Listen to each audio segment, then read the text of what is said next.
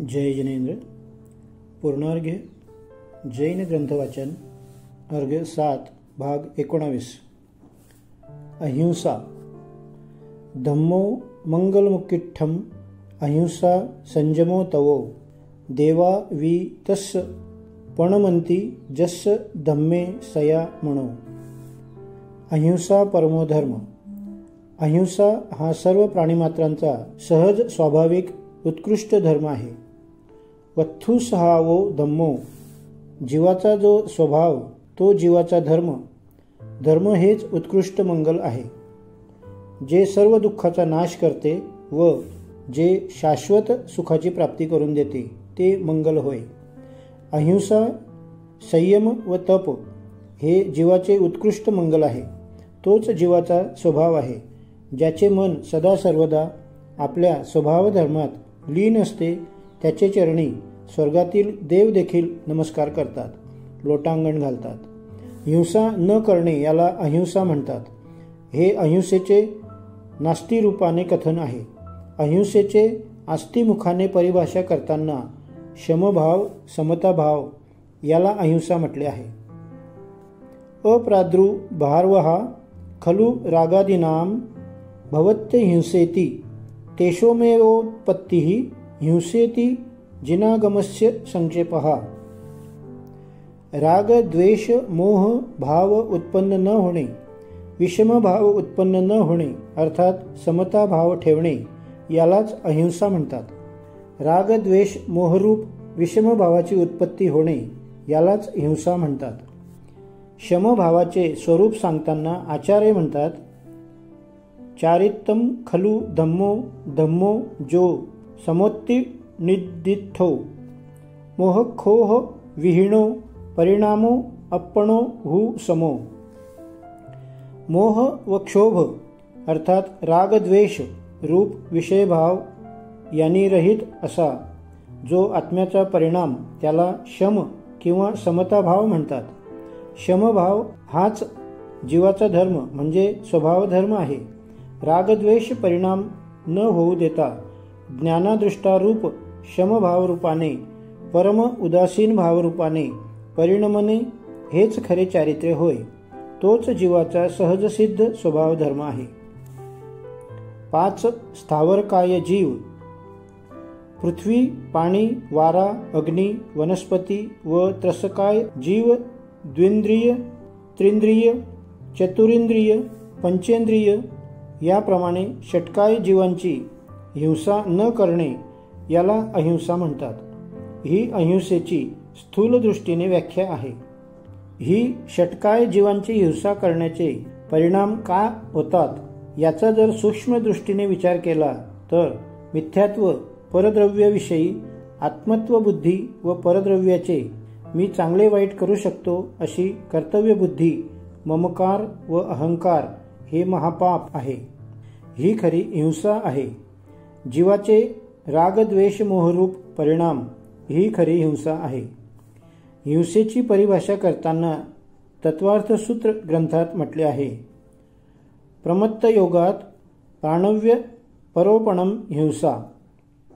तत्वार्थ सूत्र अध्याय 7 सूत्र 8। प्रमत्त योग पूर्वक राग द्वेष मोह भावपूर्वक आपल्या व दुसऱ्याच्या भावप्राणाचा व द्रव्य प्राणाचा घात करणे याला हिंसा म्हणतात। जेथे प्रमत्त योग असेल, मारण्याची बुद्धी राग द्वेष मोह परिणाम करत असतील, तेथे प्रथम आपल्या भावप्राणाचा आपल्या चैतन्य प्राणाचा आपल्या ज्ञातादृष्टा स्वभाव धर्माचा घात होत असल्यामुळे ती हिंसा म्हटली जाते। जर कदाचित त्यावेळी ज्याला आपण मारण्याची बुद्धी करतो त्या जीवाच्या प्राणाचा घात हो अथवा न हो, तरी आपण मारण्याची बुद्धी केल्याने आपण आपल्या चैतन्य प्राणाचा घात केल्याने ती हिंसा म्हटली आहे। त्या हिंसेचे फळ पापकर्माचा बंध आपणास लागतो। याचे उलट प्रमत्त योग नसेल, मारण्याची बुद्धी नसेल, परंतु जरी कदाचित दुसऱ्या जीवाचे प्राणाचा घात घडला तरी ती हिंसा म्हटली जात नाही। त्यापासून त्याला हिंसेचे पातक लागत नाही। जीव मरो अथवा न मरो, जिवंत असो, जो प्रमत्तयोगपूर्वक अयत्नाचारपूर्वक क्रिया करतो त्याला निश्चितपणे हिंसेचे पातक लागते. परंतु जो यत्नाचारपूर्वक इर्या समितीपूर्वक गमन करीत आहे व जर कदाचित चुकून नियोगवश त्याचे पायाखाली मुंगी, मुंगळा, कीटक, जंतू, प्राणी रगडला गेला व मेला, तरी केवळ त्याच्या द्रव्य प्राणाचा घात झाल्याने त्याला हिंसानिमित्त बंध होत नाही, हिंसेचे पातक लागत नाही. कोणी ज्ञानी मुनी इर्या समितीपूर्वक गमन करीत असताना पाय उचलून जमिनीवर टेकत नाही, तोच त्यांचे पायाखाली जर एखादा सूक्ष्म किडा, जंतू, प्राणी रगडला गेला व मेला, तरी त्यांना हिंसानिमित्त सूक्ष्मबंध देखील होत नाही, असे शास्त्रात सांगितले आहे. कारण अध्यात्मशास्त्र प्रमाणाने मूर्छा ममत्व रूप परिणामाला परिग्रह म्हटले आहे. अंतरंग छेद म्हणजे आपल्या चैतन्य प्राण्याचा घात, रागद्वेष मोहरूप परिणाम होणे हाच खरा अंतरंग छेद आहे. तीच खरी हिंसा आहे. जेथे अंतरंग छेद झाला असेल तेथे जरी कदाचित बहिरंग छेद द्रव्य प्राणाचा घात झाला नसेल तरी ती हिंसाच म्हटली जाते. त्याला राज्यशासनात व धर्मशासनात देखील दंड सांगितला आहे. याचे उलट अंतरंग छेद जेथे नसेल, मारण्याची बुद्धी नसेल, प्रमत्त योग नसेल, परंतु जरी कदाचित द्रव्य प्राणाचा घात झाला, बहिरंग छेद झाला, तरी त्याला राज्यशासनात व धर्मशासनात देखील दंड दिला जात नाही. एखादा कोळी माशाचे जाळे विणत आहे. मासे पकडण्याची किंवा मासे मारण्याची क्रिया प्रत्यक्ष करीत नाही, तथापि मासे मारण्याची बुद्धी असल्यामुळे तो दोषार्ह म्हटला जातो. त्याला हिंसेचे, मासे मारण्याचे पातक अवश्य लागते. याचे उलट एखादा डॉक्टर आहे, रोगी न मरावा याची तो सावधतेने काळजी घेत आहे, पण कदाचित प्रयत्न करूनही रोगी वाचला नाही, दगावला, तरी तो दोषी म्हटला जात नाही. राज्यशासन किंवा धर्मशासन त्याला दंडार्ह ठरवित नाही. तीर्थंकरांचे स्तवन करीत असताना जैन देवदैवतांची मूर्ती नग्न दिगंबर, शांत वितराग, अक्राळ विक्राळ, वेशोपाधीने रहित, शस्त्र अस्त्र गदा इत्यादी आयुधाने रहित, वस्त्र आभूषण अलंकार दागिने यांनी रहित का असते याची कारण मीमांसा मोठ्या मार्मिक शब्दात दाखवितात की अहिंसा हे जगातील सर्व प्राणीमात्रांचे परमब्रह्म आहे. अहिंसा म्हणजे स्वतंत्र अस्तित्व जीवन.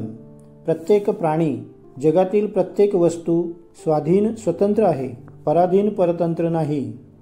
प्रत्येकाला आपले स्वतंत्र अस्तित्व जीवन जगण्याचा अधिकार आहे. Live and let live. स्वतः स्वतंत्र अस्तित्व जीवनाने जगावे व दुसऱ्यास त्याच्या स्वतंत्र अस्तित्व जीवनाचे जगू द्यावे, असा शब्दशासन ब्रह्माचा मंगल आदेश आहे. जेथे मग तो गृहस्थाश्रम असो किंवा संन्यासाश्रम असो, गृहस्थी श्रावकाचे आचरण असो की साधू मुनीचे आचरण असो, ज्या ठिकाणी अणुमात्र आरंभ, पापाचरण व अणुमात्र परिग्रह, मूर्छा ममत्व, भावरूप अंतरंग परिग्रह, धनधान्यादी बाह्य परिग्रह जेथे अणुमात्र असेल तेथे अहिंसेचे पालन होऊ शकत नाही. म्हणून अहिंसा ब्रह्माचे रक्षण करण्यासाठी, अहिंसेचे सर्वांग पालन करण्यासाठी जैन मुनी, जैन तीर्थंकर देव परम करुणाभाव धारण करून सर्व प्रकारच्या बाह्य व अभ्यंतर दोन्ही प्रकारच्या आरंभ व परिग्रहाचा त्याग करतात व आत्मध्यानस्थ होऊन आपल्या शुद्ध ज्ञाता द्रष्टा स्वभावात अविचल स्थिर राहतात. त्या अहिंसा ब्रह्माचे प्रतीक म्हणजे जैन देव दैवतांची, गुरूंची परमशांत वितराग नग्न दिगंबर जिनमूर्ती होय. आपल्या शुद्ध ज्ञानब्रह्मात अविचल स्थिर राहणे हीच खरी अहिंसा होय. तेच खरे ब्रह्मसत होय. प्रत्येक पदार्थ आपले अहिंसामय स्वतंत्र अस्तित्व जीवन जगत आहे. असा जगाचा ब्रह्मसिद्धांत असताना हा जीव ब्रह्मा अब्रह्म बनून अन्य वस्तूचे स्वतंत्र अस्तित्व जीवन अपहरण करण्याची खोटी बुद्धी करीत आहे. जगातील सर्व वस्तूंवर आपले स्वामित्व गाजविण्याचे महान पाप करीत आहे. दुसऱ्या वस्तूंवर, दुसऱ्या प्राण्यांवर आपले स्वामित्व प्रभुत्व गाजविणे हेच अब्रह्म, हीच खरी हिंसा, हेच खरे पाप आहे. आपण स्वतः आपले स्वतंत्र अस्तित्व जीवन जगणे व दुसऱ्यास त्याचे स्वतंत्र अस्तित्व जीवन जगू देणे, त्याचेवर आपले स्वामित्व प्रभुत्व न गाजविणे हीच खरी अहिंसा, तेच परमब्रह्म. आचारसंहिता ग्रंथात ही उत्कृष्ट आचारसंहिता सांगितली आहे. जोपर्यंत ही उत्कृष्ट आचारसंहिता, उत्कृष्ट अहिंसा परमब्रह्म धारण करण्याचे सामर्थ्य प्राप्त होत नाही, तोपर्यंत या उत्कृष्ट आचारसंहितेची सतत भावना लक्षबिंदू ठेवून त्याची साधना करण्यासाठी तावत्काल मध्यम किंवा जघन्य आचारसंहिता देखील व्यवहार धर्म, लौकिक धर्म, अपवाद मार्ग म्हणून सांगितला आहे. हा लौकिक आचार धर्म अधर्माच्या अपेक्षेने अपेक्षिक धर्म, आपतधर्म म्हटला जातो. या मध्य किंवा जघन्य आचारधर्माचे पालन करीत असताना ज्या प्रमाणात सूक्ष्म हिंसा अब्रह्म घडते ते अगतिक असते, नाईलाज असतो.